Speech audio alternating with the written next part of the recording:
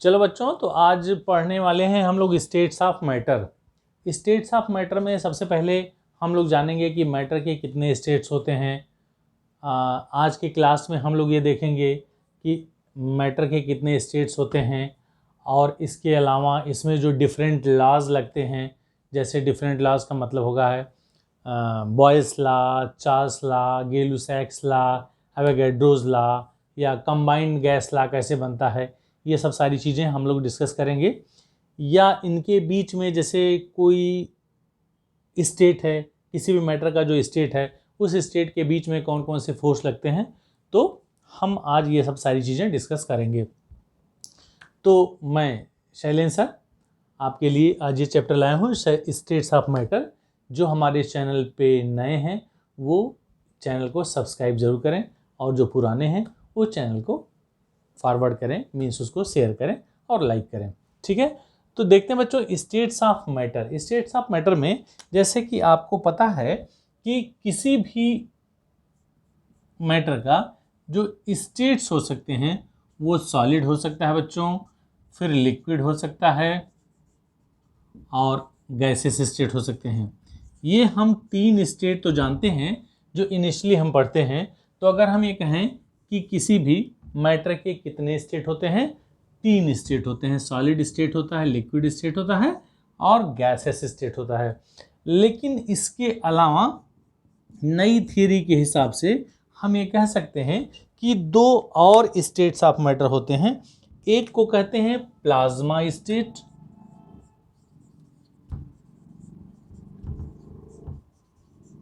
और चौथे को कहते हैं, पांचवें को कहते हैं बच्चों BEC। ठीक है, तो कुल मिला के अगर हम यहाँ इनको नंबरिंग दें तो 1 2 3 4 एंड 5। तो first, second, third and fourth solid state, liquid state, gases state, plasma state और BEC। अगर हम इनके बारे में वन बाय वन डिस्कशन करें तो हम ये कह सकते हैं कि सॉलिड स्टेट क्या होता है। अगर हम सॉलिड स्टेट के कैरेक्टरिस्टिक्स की बात करें तो कह सकते हैं इसका शेप और वॉल्यूम दोनों डेफिनिट हो सकता है। तो कह सकते हैं डेफिनिट शेप एंड वॉल्यूम। ऐसा स्टेट जिसका शेप और वॉल्यूम दोनों डेफिनिट होता है, that is known as the solids. और अगर हम लिक्विड की बात करें बच्चों, तो लिक्विड क्या होता है? अगर हम लिक्विड की बात करें तो लिक्विड का जो शेप होता है वो डेफिनिट नहीं होता है, लेकिन वॉल्यूम इसका डेफिनिट होता है। तो कह सकते हैं कि definite volume, definite volume, definite volume ही होता है, जैसे 1 litre 2 litre 4 litre whatever, लेकिन उसका शेप डेफिनिट नहीं होता। जिस भी कंटेनर में लिक्विड को रखा जाता है वो उसके शेप को एक्वायर कर लेता है। और अगर हम गैसियस स्टेट की बात करें तो no definite shape, no definite volume, no definite shape and volume. ठीक है, तो ये गैसियस स्टेट के कैरेक्टरिस्टिक्स हो गए। अब बात करते हैं हम प्लाज्मा स्टेट और BEC क्या होता है। अगर हम बच्चों प्लाज्मा स्टेट की बात करें तो प्लाज्मा स्टेट क्या होता है? It is a combination of, ध्यान से देखेंगे, it is a combination of electron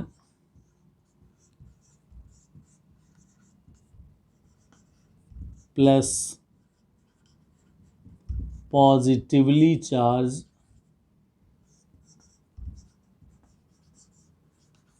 ions. ठीक है, it is the combination of electrons and positively charge ions which are formed by the super heating of gases state. ये कैसे मिलता है? ये हम बात करें बच्चों प्लाज्मा स्टेट की ही बात हो रही है। It is the combination of electrons and positively charge ions and it is formed by super heating.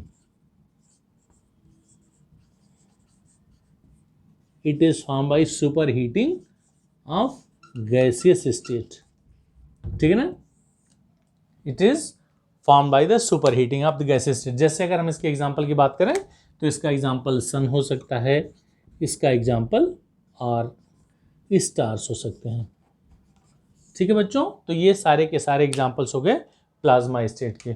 और अगर हम बीसी की बात करें, इसे क्या कहते हैं, बोस-आइंस्टीन कंडेंसेट, ठीक है। तो ये पांचवा स्टेट जो होगा जिसे बीसी कहते हैं, तो हमें कह सकते हैं कि इट इज फॉर्म्ड बाई या ड्यू टू सुपर कूल्ड, या it consist of super cooled solids. हम यहां लिख सकते हैं, क्या लिखेंगे बच्चों, ये जो बेस होगा सुपर कूल्ड सॉलिड्स। तो ये बीसी हो गया, ये प्लाज्मा स्टेट के कैरेक्टरिस्टिक्स हो गए, और सॉलिड, लिक्विड और गैसेस स्टेट के बारे में आपको पता ही है। तो इस तरह से बच्चों these are the characteristics of the different states of matter, ठीक है ना। अब हम जानते हैं कि किन्हीं सॉलिड मॉलिक्यूल, लिक्विड मॉलिक्यूल या गैसेस मॉलिक्यूल के बीच में जो फोर्स ऑफ अट्रैक्शन लगता है उसको इंटरमॉलिक्यूलर फोर्स ऑफ अट्रैक्शन बोलते हैं, या उनके बीच जो डिस्टेंस होता है उसको हम इंटरमॉलिक्यूलर डिस्टेंस के नाम से जानते हैं। जैसे मान लीजिए यहाँ अगर हम किसी की स्टेट की बात करें, जैसे मान लीजिए अगर हम सॉलिड की बात करें, तो सॉलिड में जो मॉलिक्यूल्स होंगे या जो एटम्स होंगे वो ऐसे ही होंगे बच्चों, बिल्कुल क्लोजली पैक्ड। एक एग्जांपल मैं आपको बता रहा हूं, these are the structure of atoms of the solids, ठीक है, ऐसे रहते हैं। तो अब आपको इसमें देखना होगा, अगर हम लिक्विड के लिए बताते हैं तो लिक्विड में जो मॉलिक्यूल्स होते हैं वो कॉन्स्टिट्यूएंट मॉलिक्यूल्स वो थोड़ा दूर दूर होते हैं, और गैसेस स्टेट में मॉलिक्यूल्स और दूर होते हैं। तो अगर हम सॉलिड स्टेट की बात करें तो सॉलिड स्टेट में कहते हैं बच्चों इंटरमॉलिक्यूलर जो डिस्टेंस होता है वो लीस्ट होता है, और intermolecular force of attraction maximum होता है। अगर हम लिक्विड स्टेट की बात करें तो लिक्विड स्टेट में जो इंटरमॉलिक्यूलर स्पेस होता है वो सॉलिड की तुलना में थोड़ा सा ज़्यादा होता है, और इंटरमॉलिक्यूलर जो फोर्स ऑफ अट्रैक्शन होता है वो उनकी तुलना में थोड़ा सा कम होता है। किसकी तुलना में? सॉलिड की तुलना में। और अगर हम गैसेस स्टेट की बात करें तो गैसेस स्टेट में जो इंटरमॉलिक्यूलर फोर्स ऑफ अट्रैक्शन होता है वो लीस्ट हो जाता है, और इंटरमॉलिक्यूलर डिस्टेंस वो क्या हो जाता है, मैक्सिमम हो जाता है। तो इस तरह से अगर आप सॉलिड, लिक्विड, और ये बिल्कुल क्लास 9th में इसको पढ़ाया जाता है क्लास। अब आप देखेंगे अगर हम इसके मॉलिक्यूल्स को थोड़ा दूर दूर दिखा दें तो this is the example of liquid state. और अगर हम सॉलिड स्टेट की बात, गैसेस स्टेट की बात करें तो गैसेस स्टेट में ये किसका हो गया बच्चों, ये सॉलिड स्टेट का हो गया, ये लिक्विड स्टेट का हो गया, और ये गैसेस स्टेट का क्या हो गया, पोजीशन हो गया, इसके एटम्स के पोजीशन हो गए। तो इस तरह से हमने देखा कि इसके मॉलिक्यूल्स बहुत करीब हैं तो इंटरमॉलिक्यूलर डिस्टेंस जो होगा वो बहुत कम होगा। इसमें इंटरमॉलिक्यूलर डिस्टेंस थोड़ा सा ज़्यादा होगा और इंटरमॉलिक्यूलर डिस्टेंस बहुत ज़्यादा यानी मैक्सिमम होगा। तो these are the characteristics of the solid, liquid, gas. और जैसा कि मैंने आपको बताया कि प्लाज्मा स्टेट और बीसी जो होंगे, प्लाज्मा स्टेट क्या होता है, ये सुपर हीटेड क्या है, it is obtained by the super heating gases. और ये मिक्सचर किसका होता है, इलेक्ट्रॉन्स और पॉजिटिवली चार्ज आयंस का। और ये बीसी जो प्राप्त होते हैं वो कैसे मिलते हैं बच्चों, दिस इज ऑब्टेन्ड या it consist super cooled solids, ठीक है। तो ये सारी चीज़ें आई होप यू अंडरस्टूड। इसके बाद हम लोग बात करेंगे डिफरेंट लॉज की। तो डिफरेंट लॉज क्या होगा बच्चों, आओ देखते हैं। इसको आप लोगों ने इसको समझ लिया होगा। अब आइए देखते हैं डिफरेंट लॉज में क्या क्या होगा। उस डिफरेंट लॉज में हम कहते हैं बच्चों गैस लॉज। फिर से अगर आपको मैं अभी तमाम लॉज बताऊंगा, उसके डेफिनेशंस बताऊंगा, उसको कोरिलेट करूंगा, और कंबाइंड गैस लॉ भी आज हम लोग पढ़ेंगे। जैसे मैं अभी बताया था कि बॉयल्स लॉ, चार्ल्स लॉ और Avogadro's law, many mores are there. फिर से मैं आपसे ये कहना चाहता हूँ कि जो मेरे वीडियो पे नए हैं वो चैनल को जरूर सब्सक्राइब करें, साइलेंसर केमिस्ट्री। तो आइए देखते हैं, हम पढ़ने वाले हैं बच्चों गैस लॉज। ठीक है, गैस लॉज में क्या क्या हो सकता है, हम लोग क्या क्या पढ़ सकते हैं। गैस लॉज में हम लोग पढ़ेंगे बॉयल्स लॉ,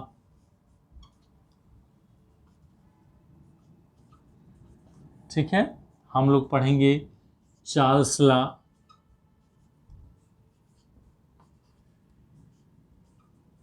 हम लोग पढ़ेंगे गै-लुसाक्स लॉ,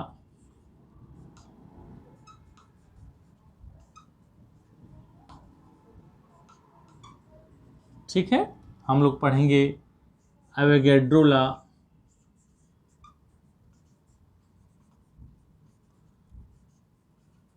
ठीक है।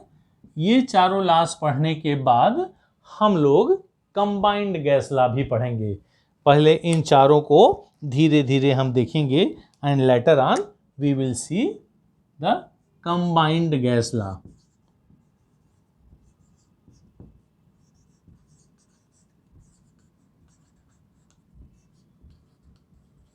ठीक है बच्चों, तो इस तरह से we will discuss one by one. पहले बॉयल्स लॉ की बात करेंगे, फिर चार्ल्स लॉ की बात करेंगे, फिर गै-लुसाक्स लॉ की बात करेंगे और फिर एवोगैड्रोस लॉ की बात करेंगे। ठीक है, तो आइए देखते हैं। सबसे पहला we will start Boyle's law.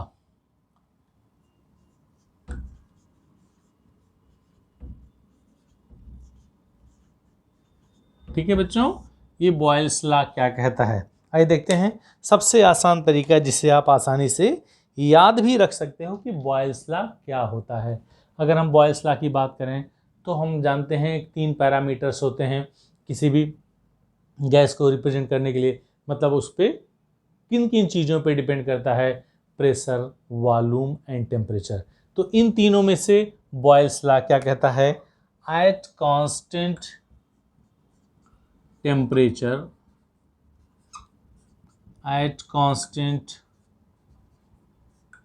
Temperature, constant temperature पे क्या होगा बच्चा, V is proportional, V is inversely proportional to 1/P। What is the mean of this? अगर आपको इसको शब्दों में लिखना है तो हम कह सकते हैं at constant temperature volume of the given mass of a dry gas is inversely proportional to the pressure of the gas. Understood? क्या इसी को देख करके हमने डेफिनेशन बनाया, क्या बनाया कि at constant temperature the volume of the given mass of a dry gas is inversely proportional to its pressure. तो this is known as the Boyle's law. अब बच्चों क्या होगा, this implies V equal to, हमने यहाँ एक constant लिया और इनटू 1/P, या this implies V is equal to, ये P इधर ले आएंगे तो जगह PV is equal to K। तो इस तरह से अगर हम इसको भी एक डेफिनेशन के रूप में लिखना चाहें तो कह सकते हैं कि बॉयल्स लॉ कहता है at constant temperature the product of pressure and volume is always constant. जैसा कि यहाँ लिखा गया है, तो चाहे आप डेफिनेशन यहाँ से बनाएं, चाहे आप डेफिनेशन यहाँ से बनाएं। यहाँ से बनाएंगे, फिर से मैं रिपीट कर रहा हूँ, तो कहेंगे at constant temperature volume of the given mass of a dry gas is inversely proportional to its pressure. Its pressure means pressure of the gas. ये वाला डेफिनेशन हो गया।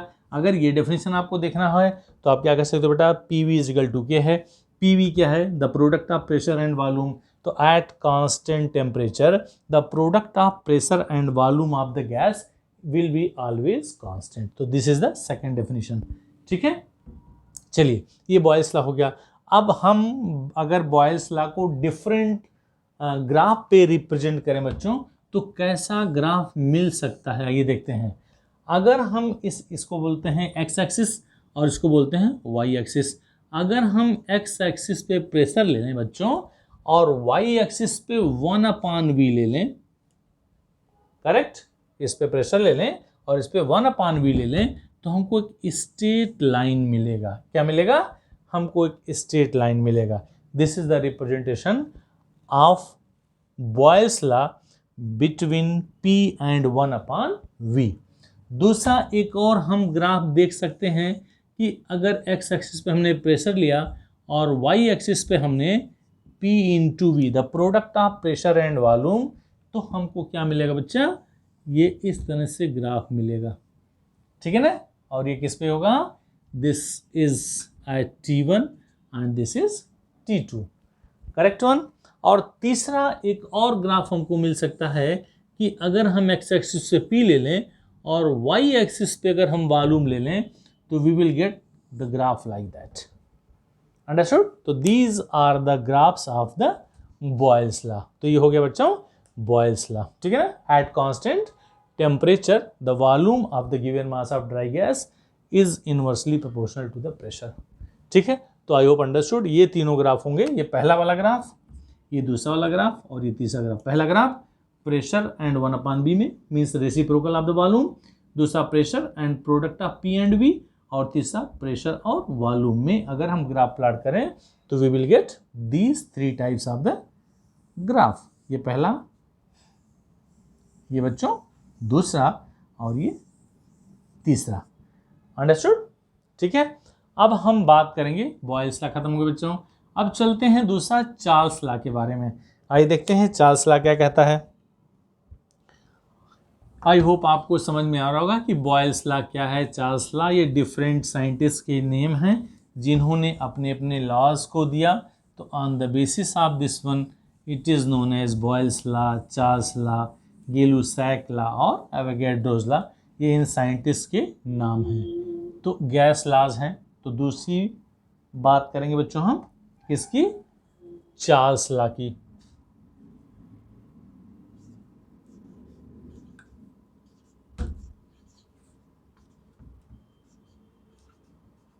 चार्ल्स लॉ, चार्ल्स लॉ का डेफिनेशन क्या हो सकता है, मैं शॉर्ट फॉर्म में बताऊंगा चूंकि हमको डेरिवेशन बताना है कि गैस लॉज का डेरिवेशन क्या होता है, सॉरी आइडियल गैस इक्वेशन क्या होगा या कंबाइंड गैस लॉ क्या होगा, तो हम इसको शॉर्ट फॉर्म में देखेंगे। अगर हम चार्ल्स लॉ का डेफिनेशन देखें बच्चों तो कह सकते हैं at constant pressure, constant pressure पे क्या होगा, V is directly proportional to the temperature in Kelvin scale. तो हम अगर इस चार्ल्स लॉ को डिफाइन करना चाहें तो कह सकते हैं at constant temperature the volume of a given mass of a dry gas is directly proportional to the temperature in Kelvin scale, absolute temperature. तो इस तरह से V is proportional to T और दिस इम्प्लाइज हम लिखेंगे V is equal to KT, या this implies हम ये कह सकते हैं V upon T, this is equal to K। तो इस तरह से हमको एक रिलेशन मिला that is V by T is equal to K। तो यहाँ हम आपको लिखते चलें, नहीं तो फिर वो चीज़ें भूल जाएंगी। बॉयल्स लॉ के बेस पे आपने क्या मिला था, P1 V1 is equal to P2 V2, ये मिला बेटा बॉयल्स लॉ। और अगर हम इस चार्ल्स लॉ के दो वॉल्यूम और दो टेम्परेचर, मतलब गैसों का जो वॉल्यूम है अगर उसका वॉल्यूम V1 तो उसका temperature T1, volume T1 temperature पे अगर गैस का वॉल्यूम V1 है तो टेम्परेचर अगर उसका चेंज किया जाए तो उसका वॉल्यूम डिफरेंट हो जाएगा। तो इस तरह से चार्ल्स लॉ को हम यहाँ लिख सकते हैं V1 upon T1 is equal to V2 upon T2। ये हो गया बच्चा सॉरी चार्ल्स लॉ, ठीक है। तो V by T is equal to K हो गया चार्ल्स लॉ। तो इस पे अगर हमने डिफरेंट टेम्परेचर पे इसका वॉल्यूम अलग अलग लिया, T1 टेम्परेचर पे अगर उसका वॉल्यूम V1 है और T2 टेम्परेचर पे उसका वॉल्यूम V2 हो जाता है तो V1 by T1 is equal to V2 by T2, ठीक है। अब हम नंबर तीसरी बात करेंगे गीलुसैक लॉ की। What is Gay Lussac law? Gay Lussac law कहता है, इसका डेफिनेशन देखिए,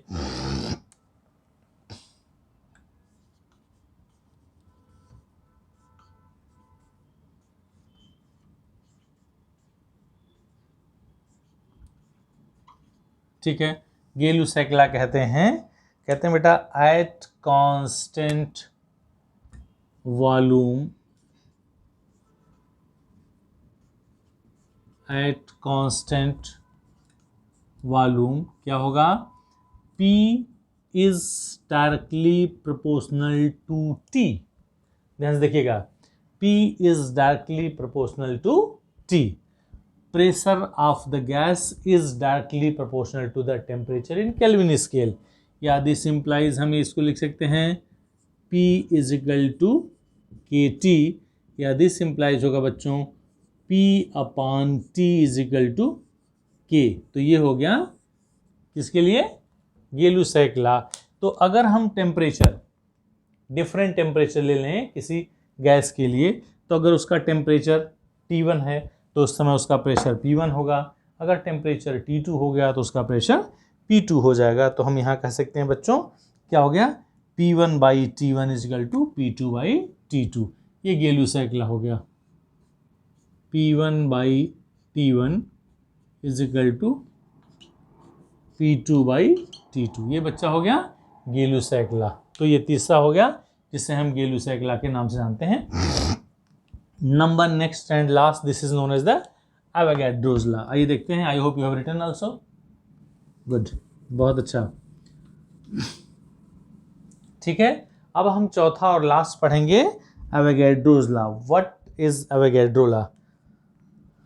आपको पता है कि एवोगैड्रो के ऑनर में एवोगैड्रो ने एक नंबर दिया था और that number is known as the Na, और उसी को हम एवोगैड्रो नंबर कहते हैं।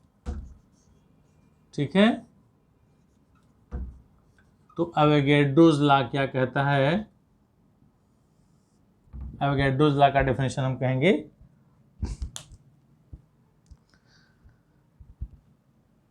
Under similar conditions of temperature and pressure equal volume of all the gases will have the same number of molecules। ये एवोगैड्रो ने कहा कि सिमिलर कंडीशंस ऑफ टेम्परेचर और प्रेशर पे equal gases of all the molecules, ठीक है ना, equal gases of 1 mole of equal volume, हमें कह सकते हैं, सॉरी, अगर हम एवोगैड्रो लॉ की बात कहें तो कह सकते हैं equal volume of all the gases under similar conditions of temperature and pressure will have the equal molecules या same molecule। जैसे मान लीजिए अगर हम बात करें बच्चों, इस कमरे में 1 मोल नाइट्रोजन गैस है, बगल वाले कमरे में 1 मोल क्लोरीन गैस है, उसके बगल वाले कमरे में 1 मोल ऑक्सीजन गैस है, तो तीनों का अगर टेम्परेचर और प्रेशर सेम है और तीनों कमरों में आपने देखा कि मोलों की संख्या 1 है, चाहे वो नाइट्रोजन गैस है, चाहे वो ऑक्सीजन गैस है, और चाहे वो क्लोरीन गैस है, तो उनके जो मॉलिक्यूल्स होंगे वो सिमिलर होंगे या सेम होंगे, और this molecule is known as the 6.022 into 10⁻23। क्या होगा, 6.022 इंटू 10⁻23। तो हमें कह सकते हैं कि अगर हम एवोगैड्रो लॉ की बात करें तो V is proportional to N। V is proportional to N का मतलब हो गया कि 1 मोल में मॉलिक्यूल की संख्या 6.022 इंटू 10⁻23 मॉलिक्यूल्स होंगे, तो अगर इसका वॉल्यूम बढ़ेगा तो मोलों की संख्या बढ़ेगी। तो इस तरह से हम ये कह सकते हैं कि this is Avogadro number which I told you the definition. तो यहाँ से हम क्या करेंगे, V is proportional to N, तो V is equal to K into N हमें कह सकते हैं, या directly we can write that is V is proportional to N। तो बच्चों हमने यहाँ 4 रूल देखा, बॉयल्स लॉ देखा, चार्ल्स लॉ देखा, गेलू-सेक लॉ देखा और एवोगैड्रोस लॉ देखा। अब इनके बेस पे हम जो पढ़ने वाले हैं that is known as the combined gas law, that is more important. जब आप न्यूमेरिकल्स देखेंगे तो आपको न्यूमेरिकल्स इसी बेस पे करना होगा। इनके अलग अलग बेस पे भी न्यूमेरिकल्स पूछे जाते हैं, P1 V1 equal to P2 V2, V1 by T1 equal to V2 by T2, P1 by T1 equal to P2 by T2, या एवोगैड्रो लॉ के बेस पे। अब हम बात करेंगे combined gas law. What is combined gas law?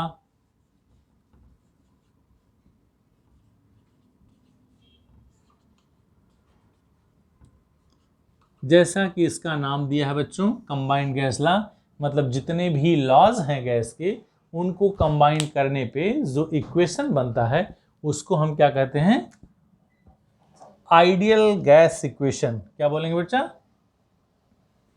Ideal gas equation, ठीक है, या हम उसको गैस इक्वेशन भी कहते हैं। आइए देखते हैं बच्चा ये आइडियल गैस इक्वेशन कैसे बनेगा। अगर हम वन बाय वन डिस्कस करें तो सबसे पहला हम लिख सकते हैं बच्चों according to Boyle's law, according to Boyle's law.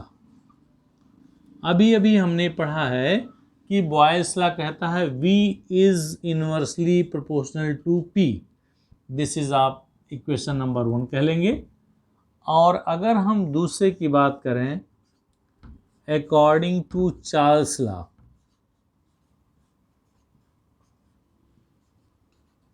ठीक है, चार्ल्स लॉ कहता है V is proportional to T। This is equation number 2। और according to Avogadro's law,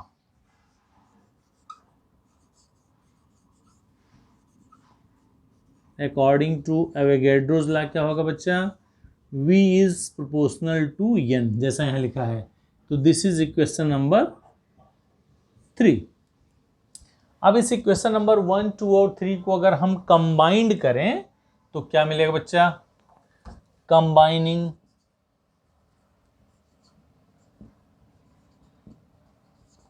one, 2 and 3, अगर हम पहले दूसरे और तीसरे को कंबाइन करें तो we will get V is directly proportional to 1/P into T into N। This implies V is equal to, ध्यान देंगे यहाँ हम इसके जगह पे एक कांस्टेंट यूज करेंगे that is known as the gas constant, R into 1/P into T into N। तो दिस इंप्लाइज क्या होगा बेटा, P इधर ले आएंगे तो बनेगा PV is equal to nRT। This is known as the ideal gas equation. ध्यान देंगे ये क्या हो गया, PV is equal to nRT, जहां N क्या हो गया, P क्या हो गया प्रेशर, V क्या हो गया वॉल्यूम, N क्या हो गया नंबर ऑफ मोल्स, R क्या हो गया गैस कांस्टेंट, और T क्या हो गया टेम्परेचर इन केल्विन स्केल यानी, ठीक है। अब हम यहाँ से आगे चलते हैं कि PV is equal to nRT हो गया बच्चा फॉर n मोल्स। आप लिख सकते हैं फॉर n मोल्स, यानी अगर मोलों की संख्या n है तो PV is equal to nRT होगा। और अगर n की संख्या 1 हो गई फॉर 1 मोल, तो फॉर 1 मोल ये क्या रिलेशन बन जाएगा, PV is equal to RT, correct. और दिस इम्प्लाइज, देखो ये जो मैं लिख रहा हूँ बच्चों this is ideal gas equation, जितने भी ब्रैकेट में हैं सब आइडियल गैस इक्वेशन। अब इसी को अगर हम लिख सकते हैं दिस इम्प्लाइज क्या होगा बेटा, PV/T is equal to R। PV/T का जो रेशियो होगा वो कांस्टेंट होगा।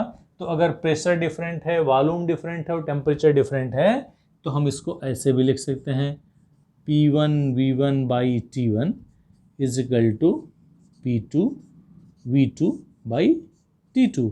तो ये जो फिर हमने ब्रैकेट में लिख दिया this is also known as a ideal gas equation. तो आपको मिल गया this is ideal gas equation, this is ideal gas equation और this is ideal gas equation. ये सारे के सारे क्या है बच्चों, आइडियल गैस इक्वेशन है और इसी को हम कंबाइंड गैस लॉ के नाम से जानते हैं। इसमें आपको जानना क्या होगा कि ये P की वैल्यू क्या होगी, V की वैल्यू क्या होगी। कभी कभी R की वैल्यू पूछी जाती है कि R कैसे आप फाइंड करते हो। देखो अगर हम यहाँ से देखें, अगर यहाँ से हम R की वैल्यू निकालें बेटा तो R की वैल्यू क्या हो सकती है, R की वैल्यू हो सकती है यहाँ से अगर निकालें तो PV/T n इंटू टी।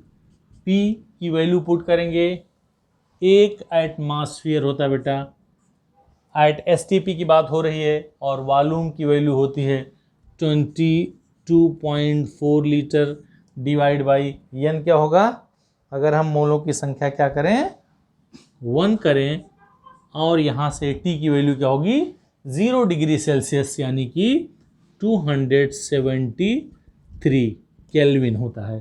तो जब इसकी वैल्यू हम कैलकुलेट करेंगे तो आएगा 0.082 litre atmosphere per degree per मोल। ठीक है ना, या इसको हम ऐसे करेंगे पर डिग्री यहीं लिख लेंगे, डिग्री इनवर्स और मोल इनवर्स। तो ये हो गई बच्चा R की वैल्यू। तो R की जो वैल्यू आ गई वो क्या मिल गया, R equal to 0.082 litre atmosphere per degree per mole. तो this is the value of R। इस आइडियल गैस इक्वेशन से आपको एक चीज और फाइंड करना होगा, यहां से आपको डेंसिटी के फॉर्म में भी इसको निकाल सकते हैं, और किसी भी गैस जिसके मोलों की संख्या n है, अगर इसके मोलों की संख्या नहीं दी गई है, उस गैस का मॉलिक्यूलर मास आपको कैलकुलेट करना है। तो उस मॉलिक्यूलर मास को आप कैसे कैलकुलेट करते हैं आइए देखते हैं। तो I hope you have written this one. बच्चों अगर नहीं लिखा है तो इसको नोट कर लें, combined gas law which is also known as the ideal gas equation.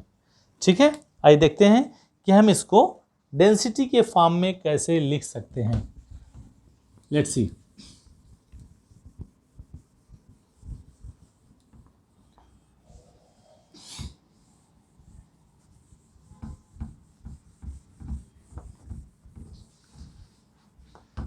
Video को शेयर करना ना भूलें, अगर वीडियो पे नए हैं तो सब्सक्राइब करना ना भूलें। हाँ बच्चों, आप देखते हैं अभी अभी आपने देखा कि PV is equal to nRT, ये आइडियल गैस इक्वेशन है। अब आप क्या करोगे, this PV is equal to n की वैल्यू होती है बेटा मास अपॉन मॉलिक्यूलर मास, ठीक है ना, और into RT। This P is equal to आप लिख सकते हैं m upon m, mass upon molecular mass. इस V को यहाँ कर देंगे तो लिखेंगे इनटू V और RT हो गया। अब this P is equal to क्या होगा बेटा m अपॉन V, अगर हम एक साथ लिख दें तो शायद समझ में आएगा, ऊपर वाला स्मॉल m नीचे वाला V, और इनटू क्या हो गया RT अपॉन कैपिटल M। इस m बाई V को since we know that density is equal to होता है mass upon volume, we know density is equal to mass upon volume, तो P इज इक्वल टू होगा D into RT upon M। तो एक relation हमको मिल गया in the form of the density. अगर डेंसिटी दी गई है किसकी, गैस की डेंसिटी दी गई है, तो हम ये रिलेशन यूज करेंगे। और फाइनली एक रिलेशन हमको मिलेगा कि अगर हम उसका मॉलिक्यूलर मास निकालना चाहते हैं तो क्या बनेगा, P into M is equal to DRT। तो क्या होगा DRT अपॉन P। तो यहाँ से हम इसको कैलकुलेट कर सकते हैं। फिर से मैं बताऊँ, PV is equal to NRT, PV is equal to mass upon molecular mass RT, P is equal to mass upon M into V, V को नीचे ले आएंगे बच्चों, RT हो गया, P is equal to M upon V कर दिया, RT upon M कर दिया, M बाई V को हमने D कर दिया, तो P is equal to D into RT upon M हो गया। अगर हमको मास, M का मतलब हो गया मॉलिक्यूलर मास लिख लेंगे, या मोलर मास, M की वैल्यू क्या हो गई मोलर मास, ठीक है, ये मोलर मास हो गया। तो M इज इक्वल टू क्या हो जाएगा DRT अपॉन P। इस तरह से हम किसी भी गैस के लिए अगर डेंसिटी दी गई है, गैस कांस्टेंट आपको पता है, टेम्परेचर पता है और प्रेशर पता है, तो we can get the molecular mass of the particular gas. ठीक है, तो बेटा it is all about the states of matter and combined gas law. अगली क्लास में हम लोग पढ़ेंगे कि किन्हीं दो मॉलिक्यूल्स या पार्टिकल्स के बीच में जो डिफरेंट टाइप के फोर्स लगते हैं, फोर्स ऑफ अट्रैक्शन, जैसे सॉलिड, लिक्विड या गैसेस स्टेट के बीच में जो मॉलिक्यूल्स हैं, जो एटम्स हैं, उन एटम्स के बीच जो लगने वाले फोर्स हैं वो किस किस टाइप के हो सकते हैं या क्या क्या नाम हो सकता है, उन्हीं के बारे में, जैसे लंदन फोर्स, आयन इंड्यूस, है ना, डिफरेंट टाइप्स का, या dipole dipole, many more are there, उसके बारे में हम लोग अपनी अगली क्लास में पढ़ेंगे. तो thank you so much for watching and don't forget to subscribe the channel Silencer Chemistry. Also don't forget to share and like. Once again, thank you so much.